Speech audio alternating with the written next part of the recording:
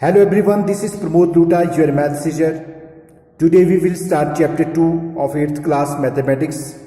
The name of the chapter is linear equations in one variables. चलिए एक example के माध्यम से मैं आपको बता देता हूं कि linear equations in one variable क्या होता है। सपोज करो आपके पास एक इक्वेशन दी है 2x - 7 = 8। ये आपके पास इक्वेशन दी है, तो ये जो है लीनियर कब होगी मैं आपको बता दूं।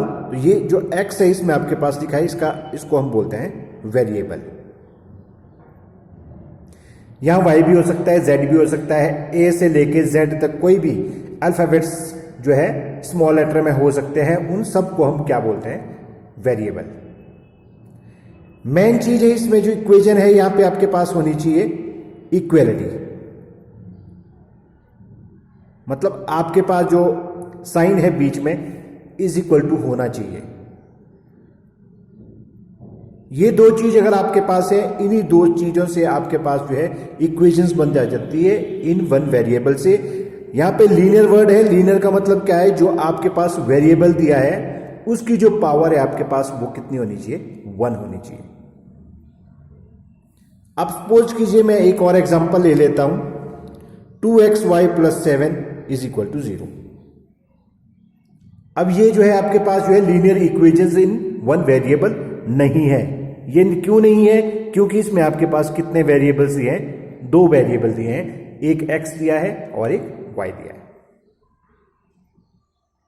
और किस तरह के जो है क्वेश्चन आपके पास सपोज करो 5x ही दिया हुआ है, तो ये भी आपके पास जो है linear equations in one variable में नहीं आएगा, क्योंकि इसमें इक्वालिटी का साइन नहीं दिया है। कहने का मतलब क्या है कि जो आपके पास ये 2x - 7 है, इसको हम बोलते हैं ये लेफ्ट हैंड साइड है, और ये आपके पास जो 8 है इसको हम बोलते हैं राइट हैंड साइड। ये दोनों इक्वलिटी होना चाहिए, मतलब इक्वल होना चाहिए। तो ये दोनों जो है आपके पास जो है linear equations in one variable में नहीं होगा, क्योंकि यहां पे आपके पास इक्वलिटी का साइन नहीं है, और इसमें आपके पास जो है 2 वेरिएबल्स दिए हुए हैं। तो आई होप दैट आपको ये समझ आया होगा कि linear equations in one variable क्या होता है। तो इस तरह के बहुत सारे एग्जांपल्स हो सकते हैं। सिर्फ इसमें एक चीज याद रखनी है, एक इक्वलिटी का साइन होना चाहिए, और नंबर 2 जो आपके पास वेरिएबल दिया है उसकी जो पावर है, मैक्सिमम पावर, वो 1 होनी चाहिए। तो चलिए स्टार्ट करते हैं वो एक्सरसाइज 2.1। पहले हम क्वेश्चन को पढ़ लेते हैं। क्वेश्चन आपके पास दिया है, सॉल्व द फॉलोइंग इक्वेशंस। आपके पास इक्वेशंस दी है, इसको आपने सॉल्व करना है। तो मैं यहां पे लिख लेता हूं एक्सरसाइज 2.1। इसका आपके पास फर्स्ट पार्ट दिया है, x - 2 = 7। ये आपके पास क्वेश्चन दिया है। तो ये आपके पास लीनियर इक्वेशंस का है, with linear equations in one variable वाला क्वेश्चन दिया हुआ है। इक्वलिटी का साइन है, x आपके पास वेरिएबल है और इसकी पावर 1 है। तो अब जो है आपने ट्रांसपोजिंग करनी है। कहने का मतलब है कि मैं यहां पे जो है +2 दोनों साइड भी कर सकते हैं। इसको 2 तरीके से किया जा सकता है। एक करेंगे आप एडिंग 2 ऑन बोथ साइड्स, यानी कि x - 2 + 2 = 7 + 2। दोनों साइड जो है एक ही नंबर जो है आपने प्लस करना है। तो यहां से आपके पास ये दोनों कैंसिल हो जाएगा और आपके पास बनता है x = 9। तो इस तरह के हम बोलते हैं इसको ट्रांसपोजिंग। लेकिन बेस्ट क्या है, कई बार हम जो है ऐसे नहीं करते हैं, इसमें कंफ्यूजन बच्चों को ज्यादा रहता है। तो डायरेक्टली आपने क्या करना है, x = 7, ये जो -2 है लेफ्ट हैंड साइड में -2 है, राइट हैंड साइड में जब इसको ले जाते हैं ट्रांसपोजिंग करके, तो यहां बन जाएगा ये +2, और सीधा ये आपके पास क्या बन गया, x = 9। अब देखिए मैंने एग्जांपल में आपके पास दिखाया था कि लेफ्ट हैंड साइड जो है आपके पास राइट हैंड साइड के पास के इक्वल होना चाहिए। तो देखिए ये तो सॉल्यूशन हो गया, बस आपने इतना ही करना है। तो मैं सिर्फ इसको जो है लेफ्ट हैंड साइड = चेक कर रहा हूं कि left hand side = right hand side आता है या नहीं आता है। तो देखिए मैं चेक कर रहा हूं इसको, देखिए x की वैल्यू कितनी आई है, 9। तो हम यहां पे भर देंगे, ये बन जाएगा 9 - 2 = 7 एंड 7 = 7। तो ये जो चीज है ये आपको करने की आवश्यकता नहीं है। तो सिंपल इक्वेशन है, लोअर क्लासेस में आप पढ़ चुके इस तरह के क्वेश्चंस। तो क्या करना है, चलिए इसे नेक्स्ट करते हैं। सेकंड क्वेश्चन के साथ मैं आपको बताता हूं, कोई अगर आपकी क्वेरीज रहती है। y plus 3 is equal to 10, ये आपके पास सेकंड है। तो इसमें हम क्या करेंगे, y को लिख लेंगे और प्लस 3 यहां पे राइट हैंड साइड में ले जाएंगे, तो ये बन जाएगा -3।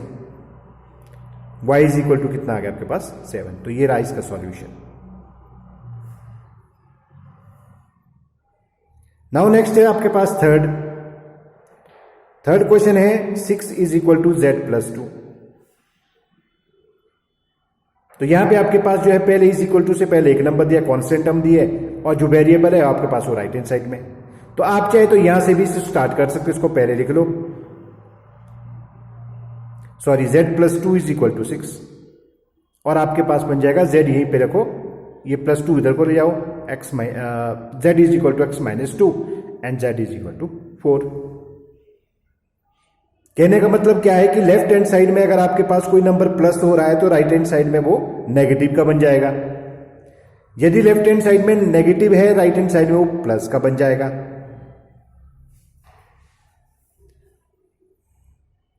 अब फोर्थ पार्ट है इसका, 3/7 plus x is equal to 17/7। अब यहां पे आपने x जो है लेफ्ट हैंड साइड में रखना है, राइट हैंड साइड में आप जो है 3/7 को उधर ले जाओ, साइन चेंज हो जाएगा, माइनस बन जाएगा। x इज इक्वल टू, इसको हम डायरेक्ट माइनस कर सकते हैं, 17 माइनस 3 आपके पास 14 आ गया, क्योंकि दोनों का डिनोमिनेटर जो है सेम है। तो इसको काट दीजिए, आपके पास कितना आएगा, x इज इक्वल टू 2। अब देखिए इसका fifth question, 6x is equal to 12। अब लेफ्ट हैंड साइड में जो है वेरिएबल के साथ जो है 6 दिया है, इसको हम कोफिशिएंट बोलते हैं। तो ये मल्टीप्लाई हो रहा है इसके साथ, तो जब हम इसको राइट हैंड साइड में ले जाएंगे तो ये डिवाइड में हो जाता है, यानी कि x इज इक्वल टू आपके पास आ जाएगा 12/6। इसको आप कट कर दीजिए, इज इक्वल टू 2 आ जाएगा। कहने का मतलब है कि लेफ्ट हैंड साइड में कोई नंबर आपके पास अगर माइनस हो रहा है वेरिएबल के साथ, तो राइट हैंड साइड में कांस्टेंट टर्म के साथ वो प्लस हो जाएगा। यदि वेरिएबल में जो है कोई नंबर प्लस हो रहा है तो राइट हैंड साइड में वो माइनस हो जाएगा। वेरिएबल के साथ अगर कोई नंबर मल्टीप्लाई हो रहा है तो राइट हैंड साइड में जब हम उस नंबर को ले जाते हैं तो वो डिवाइड में चला जाएगा, जैसे क्वेश्चन नंबर 5 में हुआ है। और क्वेश्चन नंबर 6 में जैसे मैं बता रहा हूं, आपके पास क्वेश्चन दिया है t/5 इज इक्वल टू 10। तो यहां पे ये नंबर जो है डिवाइड हो रहा है, t जो है 5 से डिवाइड हो रहा है। तो जब इस नंबर को हम 5 को राइट हैंड साइड में ले जाएंगे तो ये क्या हो जाएगा, मल्टीप्लाई हो जाएगा। तो यानी कि क्या बन गया, t is equal to 10 multiply by 5, t is equal to 50।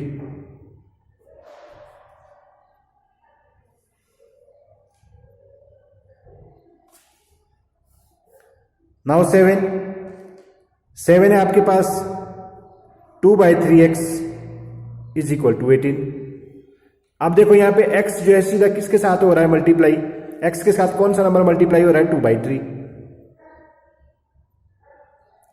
तो इसको दो तरीके से कर सकते हैं। कैसे, इसको आप 2x यहीं पे रहने दीजिए, और 18 है तो यहां पे 3 डिवाइड हो रहा है तो ये मल्टीप्लाई हो जाएगा। उसके बाद अब x निकाल दीजिए, आपके पास 18 मल्टीप्लाई बाय 3/2। ये आप कैंसिल कीजिए इसके साथ 9 which is equal to 27, x is equal to 27। तो आप चाहे इसी क्वेश्चन को जो है इस तरीके से भी कर सकते हैं। x आपके पास दिया है 2/3x इज इक्वल टू 18। तो यदि आपने यहां से डायरेक्ट x निकालना है इंप्लाइज करके, ये 18 यहां मल्टीप्लाई बाय 3/2 बन जाएगा। उसके बाद ये भी इसके साथ कैंसिल हो जाएगा, तो आंसर जो है सेम आ जाएगा जैसे आपके पास यहां पे आया हुआ है। तो इसको चाहे आप इस तरीके से करो चाहे इस तरीके से करो, दोनों तरीके से सही हो रहा है। नेक्स्ट है आपके पास 8th पार्ट दिया है। 8th आपके पास 1.6 is equal to y by 1.5।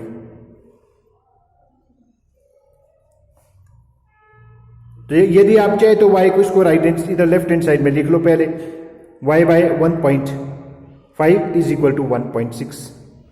अब y जो है यहाँ पे 1.5 से डिवाइड हो रहा, तो ये इसको अगर 1.5 को हम राइट हैंड साइड में ले जाते तो यहाँ पे ये मल्टीप्लाई हो जाएगा, y is equal to 1.6 multiply by 1.5। अब यहाँ पॉइंट के जब आपस में मल्टीप्लाई होता है तो बच्चे मोस्टली पॉइंट लगाना जो है गलत कर देते हैं कि पॉइंट कहाँ लगेगा। तो मैं यहाँ पे एग्जांपल के तौर पे ले रहा हूँ, कैसे इन दोनों को मल्टीप्लाई करेंगे, 1.6 मल्टीप्लाई बाय 1.5। तो पहले 5 को कीजिए, आपके पास ये 80 बन गया, उसके बाद मल्टीप्लाई 1 से करेंगे, जैसे हम मल्टीप्लाई करते हैं प्रोसेस वही है। अब यहाँ पे पास के डेसिमल के बाद जो है कितने डिजिट है, यहाँ पे 1 है, एक यहाँ पे है 1, यानी कि 1 और 1 कितने हो गए 2। तो यहाँ पे भी आपने 2 रखने हैं, 1 2। डेसिमल के बाद आपने 2 डिजिट रखने हैं। तो यहाँ पे डेसिमल के बाद जो है 2.40 है, तो 0 की वैल्यू कुछ नहीं रहेगी, क्योंकि डेसिमल के बाद नंबर जो है आपके पास 4 है, उसके बाद 0 है, तो यानी कि 2.4 ही लिख सकते हैं। तो इज इक्वल टू ये आपके पास बन गया 2.4।